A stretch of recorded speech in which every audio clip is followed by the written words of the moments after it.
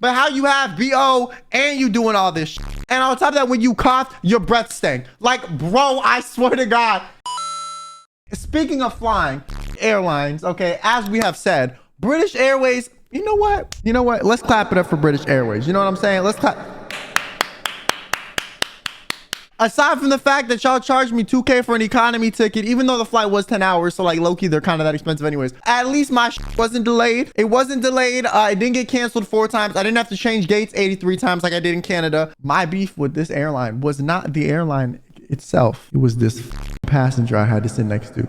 So imagine, okay, you're me, all right? You have arthritis at age 22, okay? That's something that like 50 to 70-year-olds develop. It hurts to sit still for like more than like 5 minutes, but you now have to sit in a confined space for 10 plus hours. On top of that, you're gonna try to sleep in said confined space so that you're not jet lagged when you get to your destination, because guess what? Bing, bing, bing. You have to shoot a reality show for 10 hours the next day, right?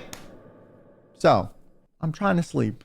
First of all, sleeping on planes for me, borderline impossible. Sleeping in economy on planes for 10 hours on top of that, even worse, okay? But to add insult to injury, I also took my sleeping meds because when I travel internationally and there's a time difference that's like almost like half a day, I normally take my meds on the plane to coordinate with being on schedule for the location I'm about to be at.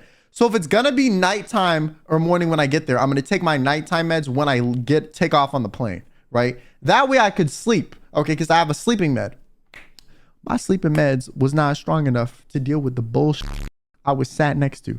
So I was sat next to this like 40 to 50-year-old man. I don't really know much about this man. All I know is he had a son. Why do I know he had a son? Because on his wallpaper, there was a picture of someone that kind of looked like him, same race, same complexion, on his phone wallpaper. And if you have like a 13-year-old as your phone wallpaper as a 50-year-old man, you're either a pedophile or a father. So I was gonna opt for the nicer option and say that he's a father, okay?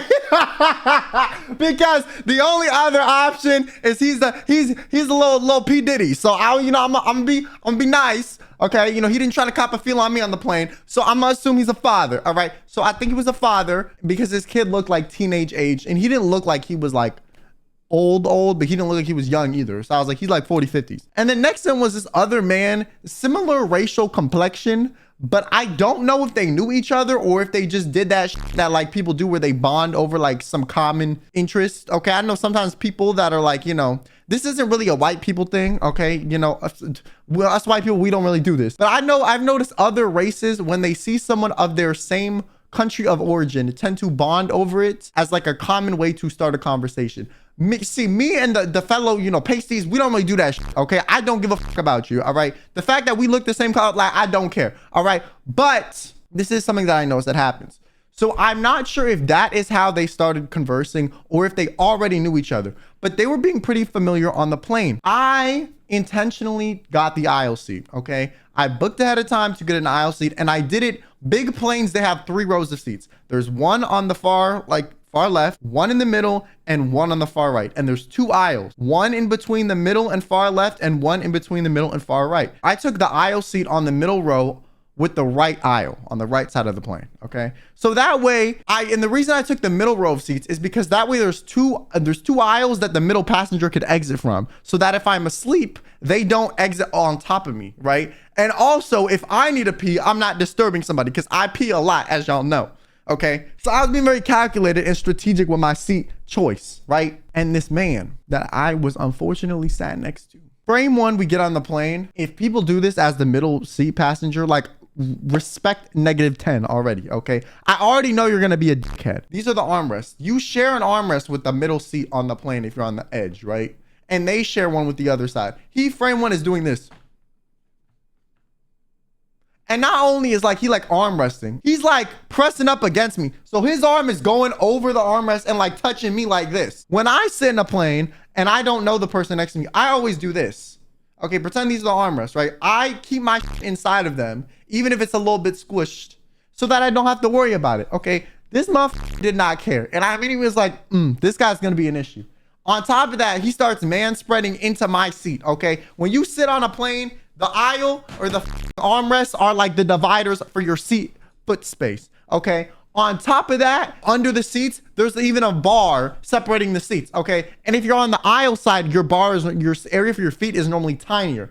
So technically you could put your foot around it and still be in your area. But I normally don't do that because it's just like not worth the hassle and the person next to you giving you the evil eye. So I just sat there in my smaller than average area, and this motherfucker decides to do this shit where he goes like this. These are bitch, I'm sorry your balls are sweaty, but mine are too, stupid. And on top of that, you in my space. And then he kept like moving. So he would like move and he'd like hit my shit. And eventually I was like tired of this shit. So I just looked at him.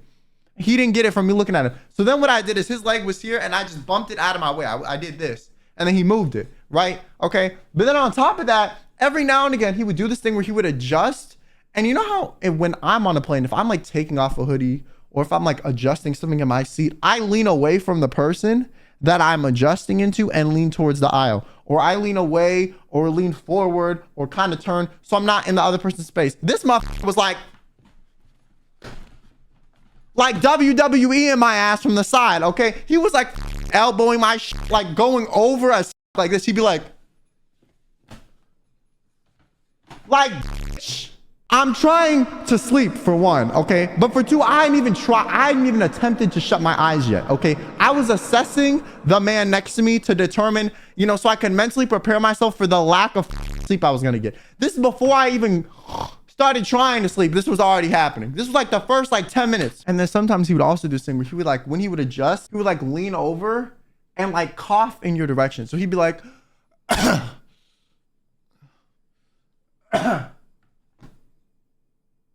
so on top of that, you're trying to give me some germs.